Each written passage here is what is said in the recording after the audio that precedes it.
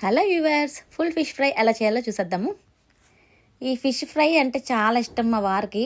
ఎప్పటి నుంచో అడుగుతున్నారు ఫిష్ రోస్ట్ చేయమని. బాగా వర్షాలు అయితే పడుతున్నాయి కదా, ఏదన్నా వేడిగా తినాలనిపిస్తుంది అని ఫిష్ అయితే తెచ్చుకున్నారు. సరే, ఎప్పటి నుంచో అడుగుతున్నారు కదా, చేసేద్దాం ఈ రోజు అని ఇలా ఫిష్ రోస్ట్ అయితే చేసేస్తున్నాను. ఎలా చేస్తున్నానో చూసేయండి.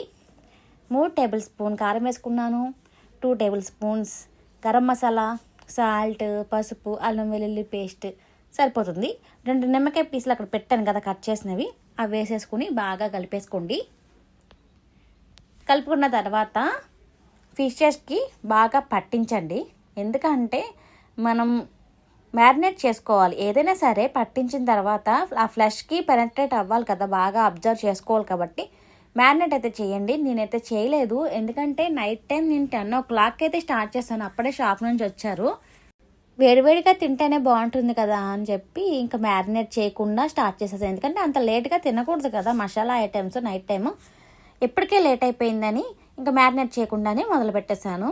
ఇలా పెనం తీసుకుని అందులో ఆయిల్ పోసుకుని ఫిషెస్ అయితే అందులో వేసేసుకోండి.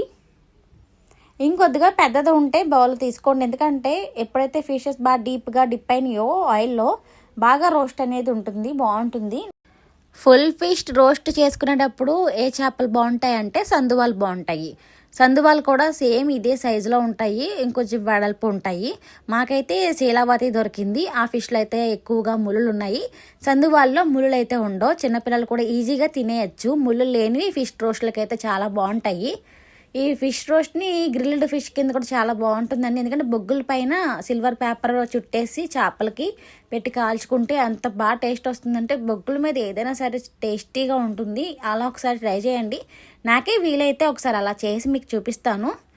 ఫిష్ రోస్ట్ అయితే బాగానే వచ్చిందండి. మీరు మ్యారినేట్ చేసుకుని మాత్రమే వేసుకోండి, బాగుంటుంది.